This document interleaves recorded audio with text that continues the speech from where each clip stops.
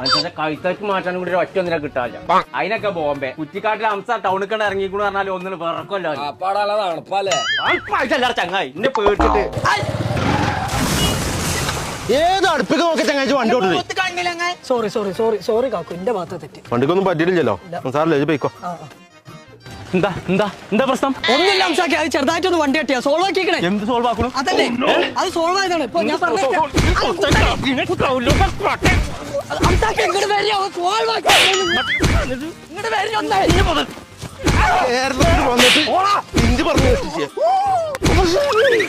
എടാ ചെറ്റ അംസ എന്നോടൊരു 100 പറഞ്ഞല്ലേ സോൾവ് ആക്കിക്കണു പറഞ്ഞ